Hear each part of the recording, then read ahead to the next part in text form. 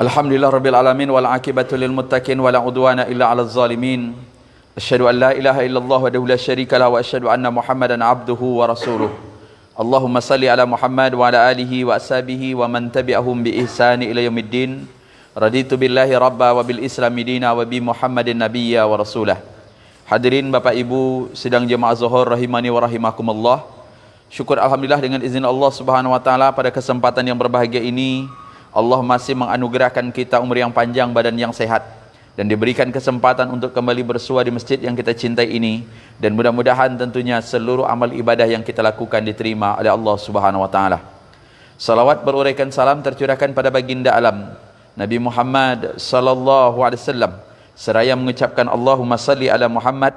Mudah-mudahan tentunya dengan senantiasa bersalawat kepada beliau, kita termasuk di antara orang-orang yang mendapatkan syafaatnya.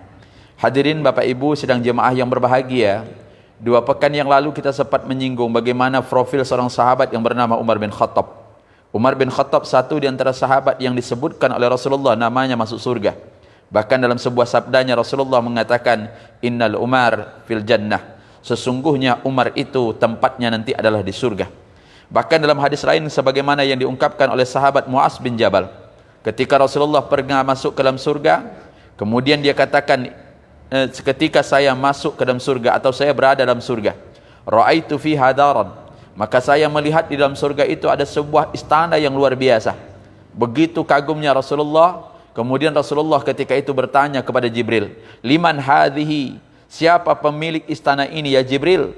Ketika itu Jibril mengatakan, li Umar ibn al-Khattab, sesungguhnya pemilik surga ini adalah Umar bin Khattab. Itulah keistimewaan yang Allah berikan kepada Umar bin Khattab. Dia belum meninggal, tapi fasilitasnya sudah disiapkan.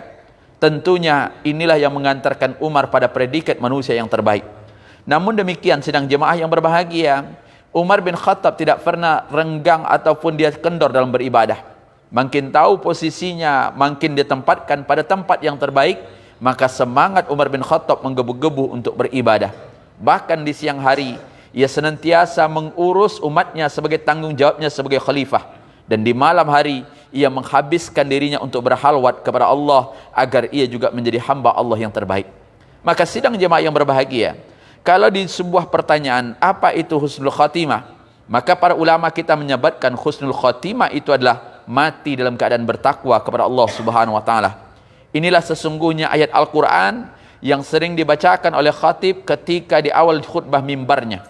Maka ia mengucapkan, ya ayyuhalladzina amanu taqullaha haqqa tuqatih wa la tamutunna illa wa antum muslimun. Hai orang-orang beriman, bertakwalah kalian kepada Allah. Ada kalimat beriman, kemudian ada kalimat takwa. Itu menurut ulama tafsir sebagai tahqiq. Bukankah insyaallah orang-orang beriman itu dia akan melanjutkan dengan ketakwaan. Setelah itu disuruh dia bertakwa, tidak hanya sembarang bertakwa, tapi takwa yang sesungguhnya. Di akhir kalimat itu dikatakan, wala tamutunna illa wa antum muslimun, dan janganlah kalian wafat kecuali kalian dalam keadaan mukmin yang sesungguhnya atau muslim yang sebenarnya. Ini juga lah yang kita lihat pernyataan dari Nabi Yusuf. Nabi Yusuf itu nabi yang penuh dengan penderitaan, Pak. Begitu dia masih remaja, diusir oleh saudaranya, dibuang ke sebuah tempat yang perencanaannya awalnya akan dibunuh tetapi tidak jadi. Nabi Yusuf ditinggalkan di tempat yang tiada orang, kemudian dimasukkan dalam sumur. Begitu ada musafir lewat, nasibnya berubah. Nabi Yusuf diangkat oleh orang-orang pedagang ketika itu. Nabi Yusuf menyangka kalau dia akan ditempatkan pada tempat yang terbaik. Tapi rupanya Nabi Yusuf diperjualbelikan, dan akhirnya Nabi Yusuf pun menjadi budak. Begitu dia menjadi budak sampai dia ke istana. Hidup dengan istana yang ada di Mesir dengan seluruh kenikmatan. Perasaannya akan senang. Tapi ketika itu pun ia dituduh melakukan kekerasan seksual kepada istri raja, yang akhirnya Nabi Yusuf ketika itu dimasukkan dalam penjara. Perjalanan hidup yang begitu sulit, tentunya pasti ada buahnya. Buah yang terindah yang dimiliki oleh Nabi Yusuf ketika dia menjadi jabatan yang luar biasa, dan Allah memberikan kepadanya sebuah ilmu yang tidak diberikan kepada orang lain, yakni ta'wilil ahadits. Bahwa Nabi Yusuf adalah Nabi yang pernah dan ahli dalam mentakwilkan mimpi. Tapi apa yang diminta oleh Nabi Yusuf, Pak? Ketika di akhirnya dia meminta kepada Allah, ya Allah, wafatkan saya seorang muslim, dan dia katakan, kumpulkan saya dengan orang-orang yang soleh. Maka Bapak Ibu yang berbahagia, apa indikator orang yang mati dalam keadaan husnul khatimah? Pertama, di antara hadis yang begitu banyak dikatakan orang husnul khatimah kalau dia wafat dengan mengucapkan la ilaha illallah. Sejalan dengan hadis Nabi, man kana akhiru kalamihi la ilaha illallah dakhalal jannah. Apa kata Rasulullah? Barang siapa yang wafat kemudian dia mengucapkan kalimat la ilaha illallah, maka orang itu mati insyaallah masuk surga. Tapi Bapak Ibu jangan membayangkan seperti sinetron.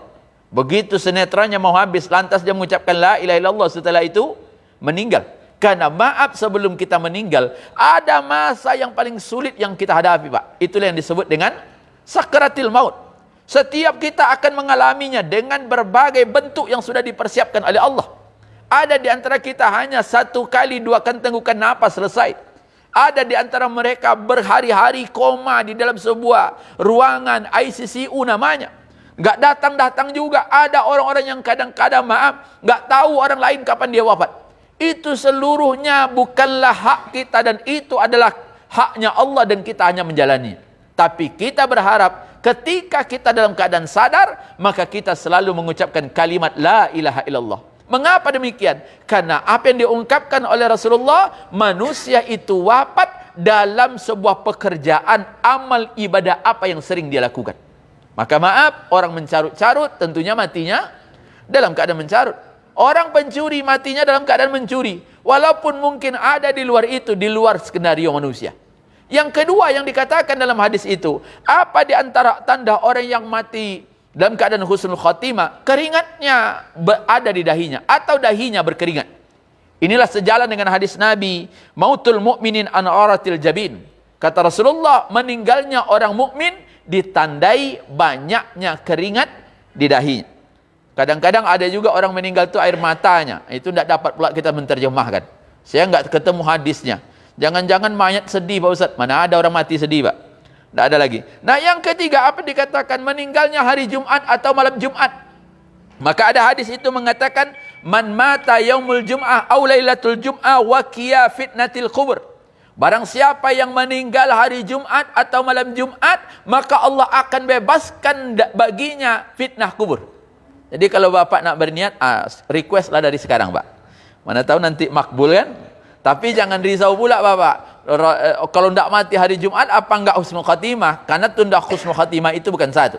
Kalau ditanya, Nabi Muhammad wafatnya hari Senin. Dikubumikan hari Kamis Pak. Bapak buat aja.